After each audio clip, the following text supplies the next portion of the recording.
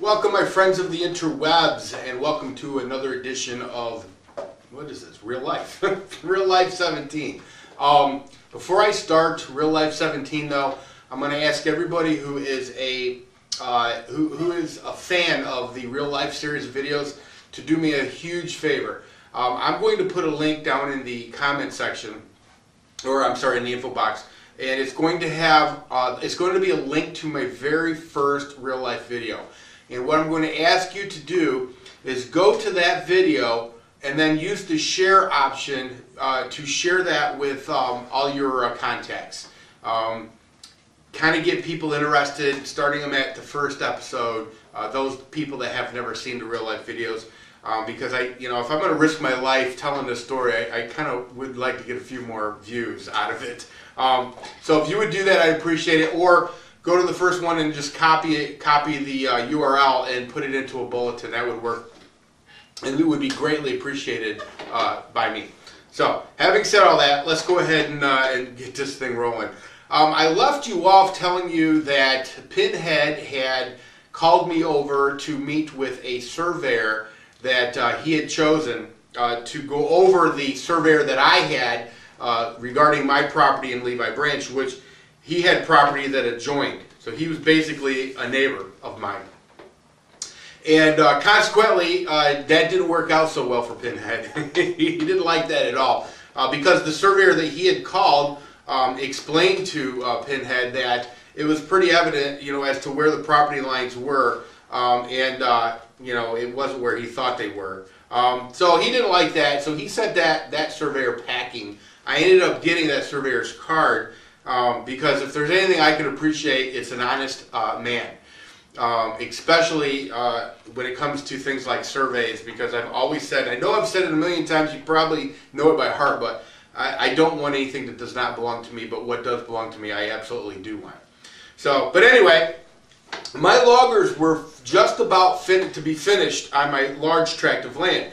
And I wanted them to come over to that 50 acres and start cutting there on a percentage. The timber on that 50 acres of land was decent, but it wasn't great. It wasn't nothing like what I had on my large tract.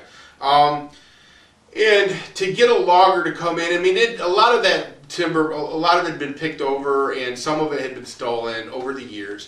To get a logger to come in just for that 50 acres would have been kind of especially when everybody around there knew that Pinhead was a lunatic.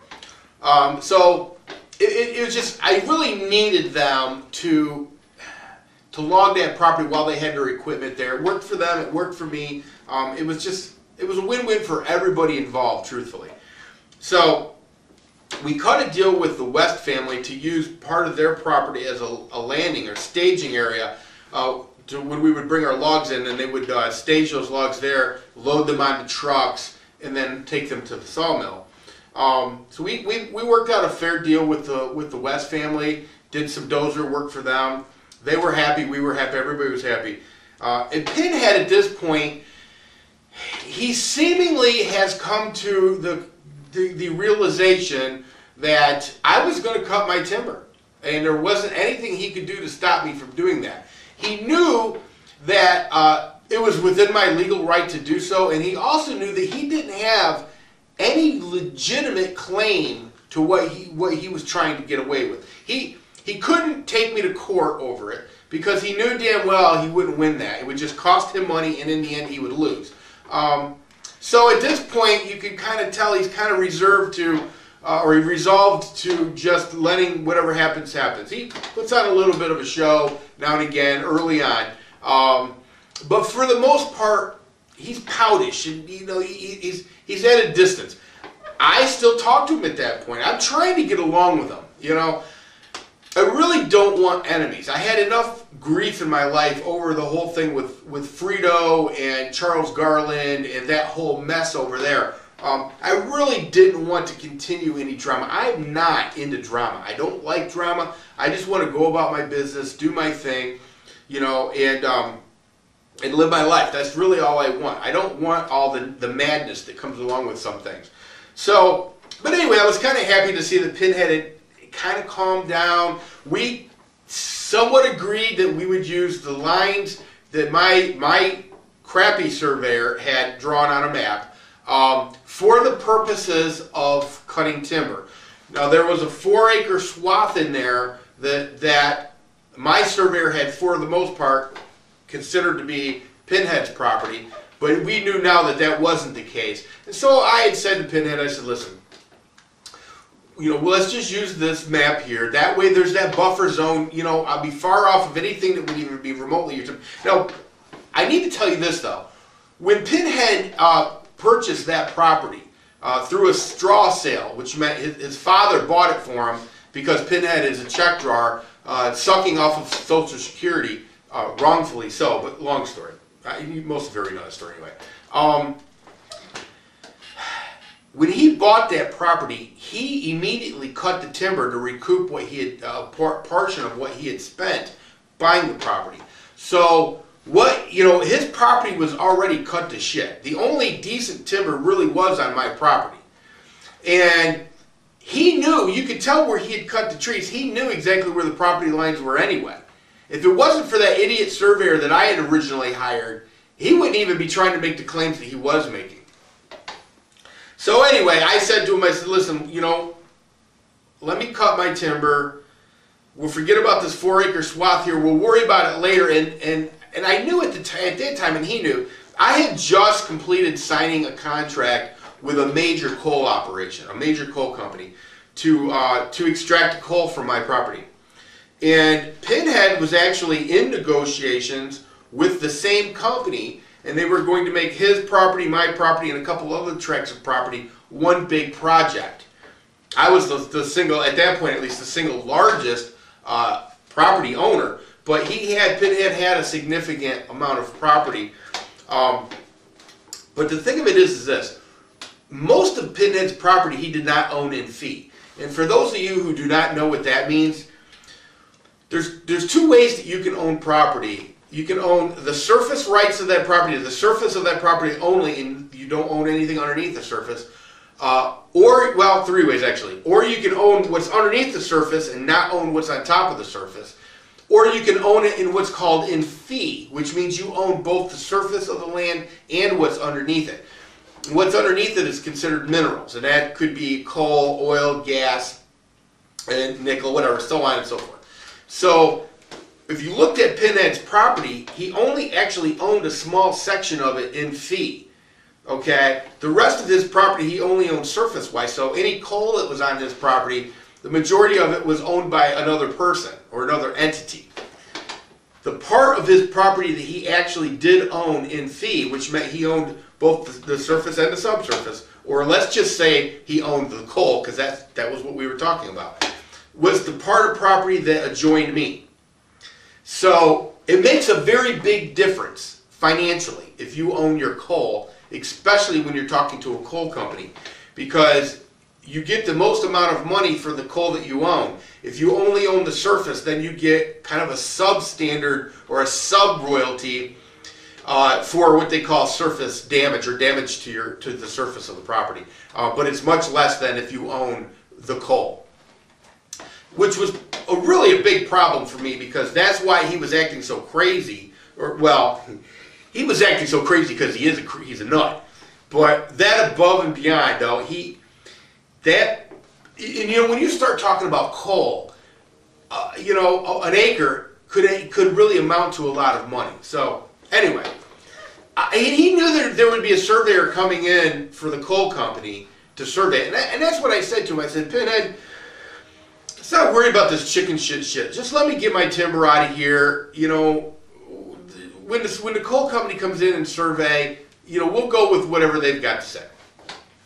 But in Pinhead's mind, see, he's crazy, but he's actually, I almost hate to say it, but he's kind of smart in some ways. I mean, he knew that if he could make the argument that, well, Richard Hunter cut his timber, and he would have cut all his timber if he thought that he owned this, he would have cut that. And so he was setting it up to make the argument to the coal company that I had established where my property line was, because that's where I cut my timber to. That was his plan, I'm sure.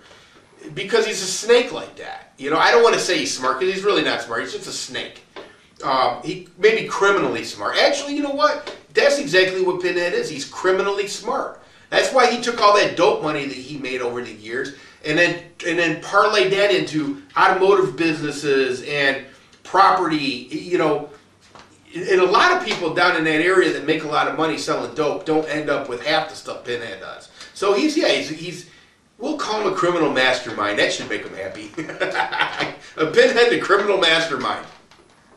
So anyway, all right, so everything's kind of going okay. Pinhead and I are still on, at that point at least, we're still on a talking basis. I get my logger and his guys moving as far as building the landing, and then they were going to start taking and building the initial logging roads. And here's where things started to go kind of screwy. As the bulldozer operator was heading up Levi Branch on my property, he drops his blade and he's going to make a logging road. Well, as he does, fortunately and unfortunately at the same time, he opens up a very large seam of coal. Now, some seams of coal are closer to the surface of the land than others. But he opened up about a 4-foot seam. It's real coal, real coal. And those of you in coal country know what I'm saying. I mean, it's real coal. And unfortunately, I mean, that was good for me. Because, you know, listen, as a landowner, you like to see that because that's money. That's big money. So, in one sense, I'm happy. But I also know that the minute Pinhead sees that, he's going to lose his ever-loving mind, which pretty much is what happened. Pinhead goes up there because he's always driving around in his brute force 750. He's upgraded since then to, I believe, not a Rhino, but whatever Kawasaki's side-by-side is. You know, he's bought himself a new, on a check, drawing a check from Social Security. He just bought a new as a $15,000 ATV. And for the taxpayers of America, you know, there you go. Especially those of you who only pray that your retirement will be there through Social Security, because people like Pinhead are vampires on Social Security. It'll never be there because of him. But anyway, so Pinhead sees that big seam of coal being opened up. And sure enough, he starts coming unglued. And he'd come up there, and the guys at this point, they're starting to bring timber out. They're starting to skid trees off my property and bring them down to the landing. Pinhead would show up there acting a complete fool. I mean, like a lunatic. You're stealing my timber, blah, blah. And where they started logging was way on the other side of my property, a long way from anywhere close to Pinhead's property. Oh, you're stealing my timber. You need to stop. Oh, my God, you're stealing everything I have. And, I mean, just acting like a lunatic. And an hour later, he'd come back, pilled up. Oh, I'm sorry. You know, you guys are right. Go ahead and do, you know, I'm sorry. Go ahead. And then an hour later, he'd come back. You're stealing my timber. I'm going to kill every one of you sons of bitches. And Richard Hunter is as good as dead. I don't know how many times well, like my logger said, he must have had you killed 100 times, you know. Yeah, he was going to cut me up into little pieces and shove me into an auger hole, and nobody'd ever find me. Yeah, everybody that would listen to him, he would tell how he was going to kill me.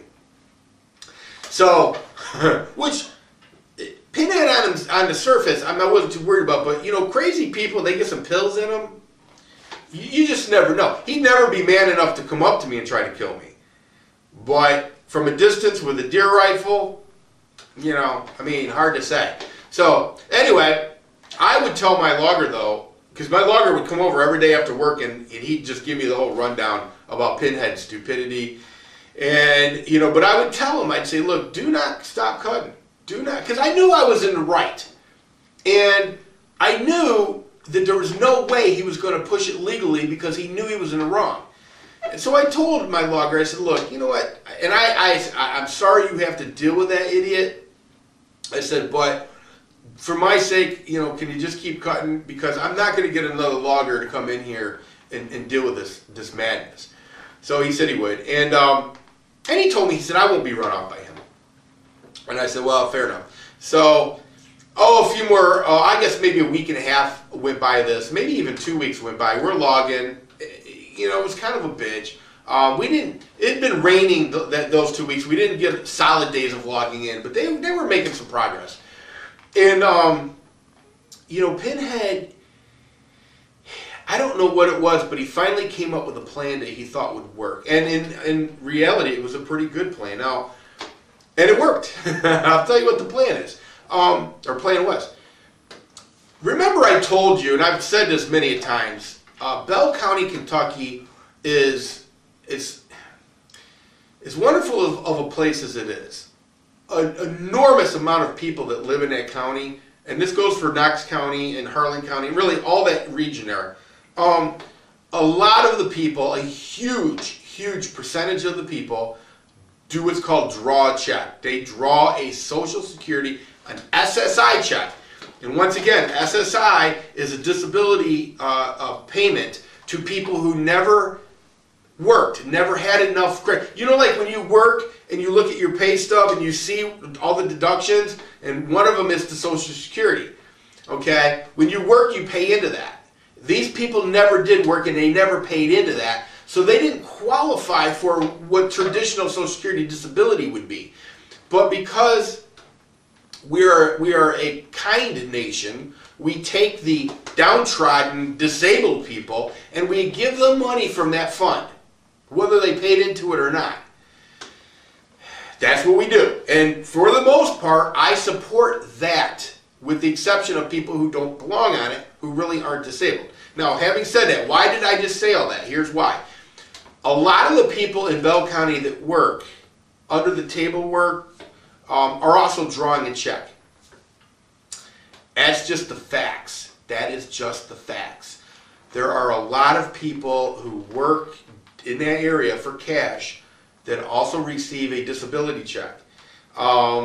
It would be very difficult for most loggers to find people that would be willing to work that aren't drawing a check. Let's just put it that way. So Pinhead's new plan was to show up with a camcorder and film my logger's guys working. Now, my logger, for the record, is not a check drawer. In fact, my logger is one of the most decent human beings you will ever find. Just a Christian man, a very good individual. Just a great guy. I can't speak highly enough of him. But you know, when you're looking for employees and you're in an area where most of the people are check drawing, I mean, you take what you can get as far as workers go. Now, I don't know who in his group were drawing a check, but I suspect a few of them were. So Pinhead shows up one day with a camcorder, and he's filming these guys. Well, when you're drawing a check from the government for a disability, the last thing you want is some jackass with a camcorder filming you working. So, oh my God, you know, the guys that worked for my logger lost their minds over this, as you can imagine. They all come down to the landing to confront Pinhead. And Pinhead's sitting there with his camcorder saying, well, if you ain't doing nothing wrong, you shouldn't be worried about being filmed. Now, first of all, the biggest check drawer in that county is Pinhead. Not that he draws any more than anybody else, but he probably has a bigger income than everybody else that draws a check. So it was seriously the pot calling the kettle black. And one guy, I'm not going to use their names, because all those guys that worked for my logger were really good guys. None of those guys, hey look, they went to work every day. I'm not saying what they did was right, but in comparison to Pinhead, these guys went to work every day and put in an honest day's work, whereas Pinhead was selling oxys, doing drugs, growing marijuana, every possible thing that you could possibly do in the criminal sense while he was drawing a check. So if you blind the two up next to one another, even though they were wrong for drawing a check and working, at least they weren't this piece of shit Pinhead. I mean, you know, there's degrees there. So, oh God. So the one guy that cuts the trees down, and listen, that's a ballsy job. That's a dangerous job, and men get killed doing that job all the time. So typically the type of person that does that job is not somebody you want to mess with. So there he is with his chainsaw in his hand and looking like he wants to stick it right through Pinhead. It got to that point where somebody was going to get hurt. And so my logger says to me, I've got to pull off this job because somebody will get killed. I don't know who, but somebody will get killed, and I can't have that. And I said at that point, I said, you know, I understood completely because I witnessed all this stupidity. And I said to him, I said, I don't blame you one bit. And I said to him, I said, do you know anybody that would come in here and finish up this job? Because really, there was probably still, well, I asked him, I said, how much money's still here for me in timber? And he said, probably 20 grand. So I look at it like this. Pinhead literally stuck his hand in my pocket and stole $20,000 from me. So that's just one more reason. If there's anybody out there that wonders why I'm telling this story the way I'm telling it, that may give you a little bit of a clue. And think about it. If a man stole $20,000 out of your pocket, how would you feel about it? So anyway, I said to Jerry, I said, can you help me out? Do you know anybody? Because there are some loggers that are just some crazy bastards. And I said, do you know anybody that'll come in here and get this timber? And he said, I don't know anybody that will mess with that fool. Because ultimately, he or somebody's going to get hurt. And he said, bad hurt. He said, I can't think of any logger that will come in here and deal with this, you know. So, yeah, you know, what do you do to that? I mean, what do you even say to that? I completely understood where my logger was coming from. I didn't want anybody getting killed over this. I mean, yeah, $20,000 is a lot of money, but, you know, it is what it is. You know, and as far as, well, you know, I don't know. I should probably end it here. I don't know how long I've been going. Luckily, I'm a partner, so I can continue to go. If you're not subbed, sub to me, please. Rate, definitely. If you can throw some money along my way, that's always appreciated. Maybe through these real-life series, I can make up the money that Pinhead stole from me in about, I don't know, 1,000 years. But, and if you could, please go back to my first video. I'll put the link down here. Share it with your friends. Send it out, you know, any way you can. I'd like to get some more people watching this. It makes the most sense to send them the first episode, and then hopefully they watch all through. And I know I've got some new people. Welcome aboard. There's a lot more to this story in the future. There's some things that are brewing right now. It's probably going to be a little while between now and my next real life video. There's some things that are going on. I can't talk about them. They're legal things. No, Pinhead is not suing me. Nobody is suing me. But there are some criminal things that are happening that I just can't talk about. But the good news is, once they hit, then I will be able to talk about them. And yeah, I think you'll find it pretty interesting because there's a lot. Yeah, it's going to get fun. I don't know when that's going to happen. Maybe a month and a half to 2 months, somewhere in that area there. So anyway, yeah, stay tuned for that. That'll be fun. But if you could get some people interested in this series, I'd really appreciate it. And if there's anything I can do for you guys, just let me know. Anyway, I'm not going to continue to ramble on. I hope you enjoyed this series, episode, I believe, 17 of Real Life. And yeah, everybody have a good night.